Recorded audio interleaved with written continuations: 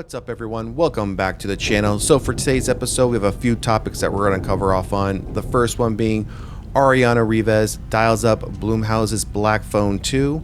So Arianna Rivas is boarding Scott Dickerson's Blumhouse / Universal sequel Black Phone 2.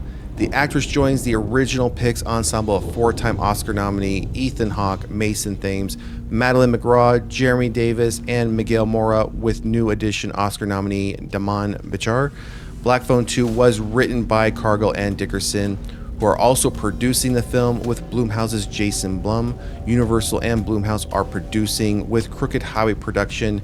EP is Joe Hill. The pick is scheduled to open October 17th, 2025. If you didn't know already, the first film, if you haven't seen the first film, did very well. As you see here, it grossed over $161 million worldwide and was certified fresh on Rotten Tomatoes. It does follow a young boy who was abducted by a neighborhood killer, the Grabber, who is played by Ethan Hawke. Locked in the Grabber's basement, the boy begins receiving calls on a disconnected phone from the killer's victims. Rivas recently wrapped filming her first lead role in the Amazon/MGM movie Levin's Trade opposite Jason Statham. The movie, produced by Black Bear and Bill Block, is directed by David Ayer and has a script adapted by Sylvester Stallone, with revisions by Ayer based on comic author Chuck Dixon's first novel in the Levin series. Levin's Trade follows Levin Cade, who plays by Statham, who has left his profession behind to go straight and work in construction. He wants to live a simple life and be a good father to his daughter, but when his boss's teenage daughter vanishes, he's called upon to re-employ his skills that made him a legendary figure in the shadowy world of Black Ops. That's where this article ends off. I wanted to cover that last part just so you know, have some idea of where this actress has also been shown and portrayed at as far as other projects. If you haven't seen the first film of this franchise, Black Phone, highly recommend it. It is one of those ones I think snuck up on us, especially with Ethan Hawke. You don't necessarily think of Ethan Hawke as an actor who would shine in a horror film. Now, it's not his first go around in a horror film. He was in the original Purge film, but again, he wasn't the villain. He wasn't the killer. He was the one trying to survive the night of the Purge, right, with him and his family. Now, he didn't show up in the rest of the films, and we are now in the process, I think, of getting a sixth film in that franchise, with Frank Grillo potentially coming back for that. That's all going to depend upon whether or not Werewolves, that just recently came out this weekend, is a hit and turns into a franchise. And if it is, Frank Grillo won't be going back to the Purge franchise, and they'll have to figure out what they're going to do with that next installment, because it was supposed to solely focus on his character coming back to the franchise, and that sixth film would be, again, about his character. Check out Black Phone if you haven't already. I think Ethan Hawke plays the role very well. I'm looking forward to Black Phone 2. It's going to be interesting to see how this sequel is going to play out, especially when you have a lot of these returning characters and actors coming back from the original film. Give me a 2.5 minute to 3 minute full trailer for this. Don't give me a teaser, but I know it'll probably be something obscure, 15, 20 seconds, probably just showing us a phone ringing and then getting picked up and we hear something, and then we'll eventually get a full trailer. But again, I would just like a full-on trailer. Just don't have me waiting with anticipation. I want to see what this one's about.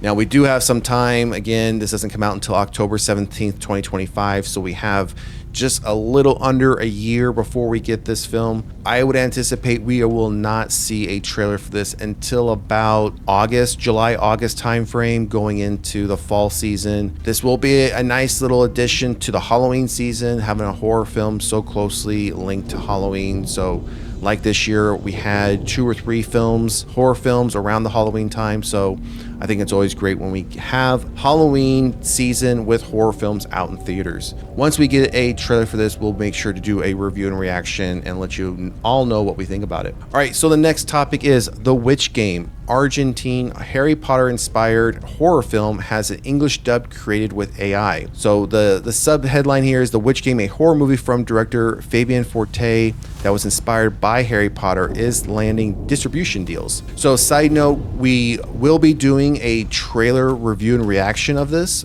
film, so we will put a link for that video down in the description below, so make sure you jump over there to that reaction and review video, check it out, and let us know what you think in the comment section. Argentine filmmaker Fabian Forte has a directing career that stretches back more than 20 years, with his credits including, so we're not going to go through all these credits here. There's a number of movies listed here, so we're going to skip past all that just to try to get to the details of this. His most recent feature is The Witch Game, which is what we're here to talk about, a horror film that drew inspiration from the Harry Potter franchise, and Variety reports that the film is securing distribution deals around the world. Miracle Media will be releasing The Witch Game in North America and the UK sometime in the first quarter of 2025. The film has also landed distribution deals in Latin America, Germany and Austria, Spain, Portugal, Serbia, and Cambodia. The movie was made in Argentina and shot in Spanish, but Variety notes that it has an English language dubbed version, which was created using artificial intelligence technology. Forte directed The Witch Game from his own screenplay, telling the story of a rebellious teenage girl whose family is besieged by the devil himself.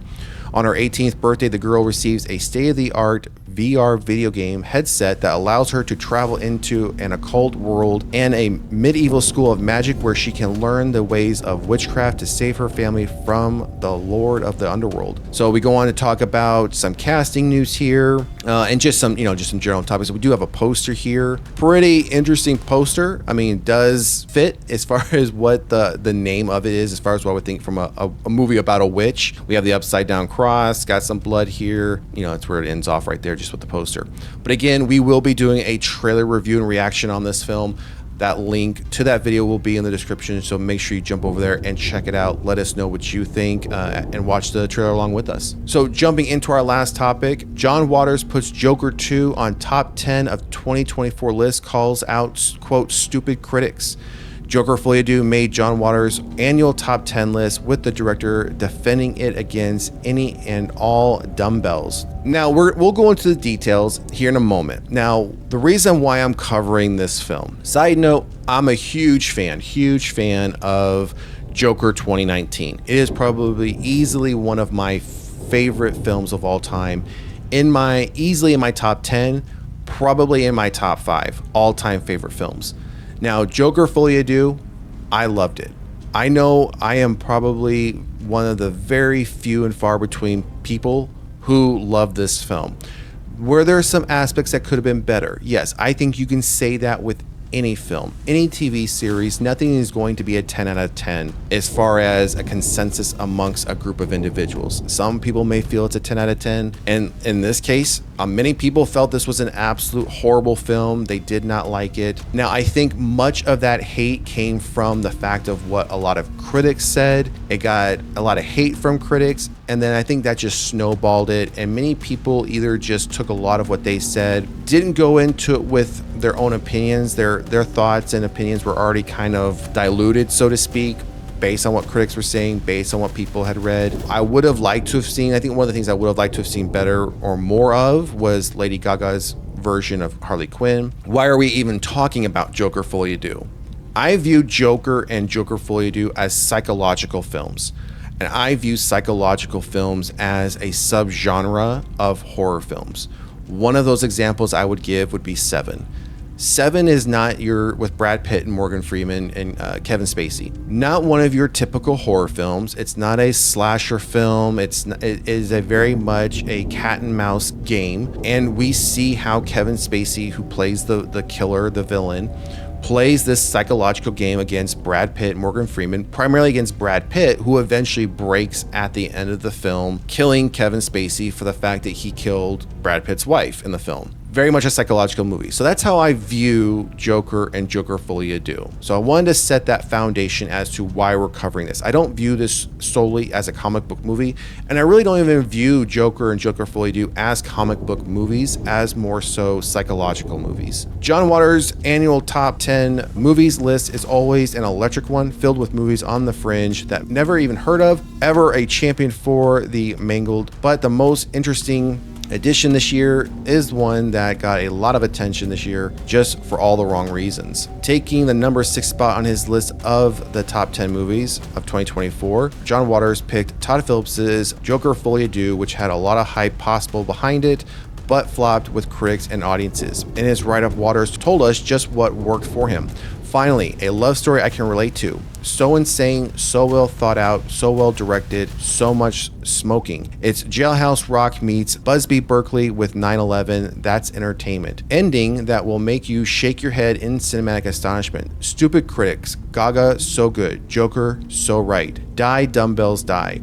Now, the article goes on to talk about what the author of this article rated it, which was a 5 out of 10. It then goes on to talk about what the other 9 films that were on Waters' top 10 list for the year. And that's where the article cuts off. I'm bringing this up, psychological film, and the fact that I think many people either didn't see this film and took it for word of mouth and heard it was bad, didn't go see it, or again, they went into it with something that was already put into their heads about the film and they didn't give it a full chance, didn't watch it for truly what it was. If you haven't seen it, I'd recommend go seeing it. If you have seen it, I would recommend watching it again, maybe even watch Joker, Joker 2019 first, the first film, and then on the back of that one, go watch this one. I've done that a few times and I think it's even that much more enjoyable when you watch them back to back. But again, that's just me as a fan of, but I'm also a fan of Joaquin Phoenix. I'm a fan of Todd Phillips, but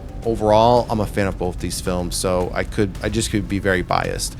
But either way, we've always said here, give a film a chance and a TV series a chance for yourself. Don't let critics or other people sway you to tell you something is bad.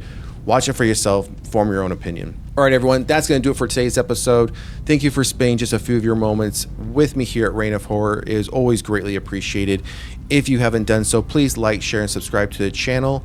Leave a comment in the comment section. Let us know what you think about the updated casting news for Black Phone 2. Again, The Witch Game is a film coming out early next year. We will put a link to our review and reaction to the trailer in the description of this video, so make sure you go over there, check it out. Let us know what you think of the trailer. And Joker Folie, have you seen it? Have you not seen it? Did you enjoy it? Do you think it's a psychological film, or are you viewing it strictly just as a comic book movie? Let us know down in the comment section. And again, we will see you at the next one. Peace.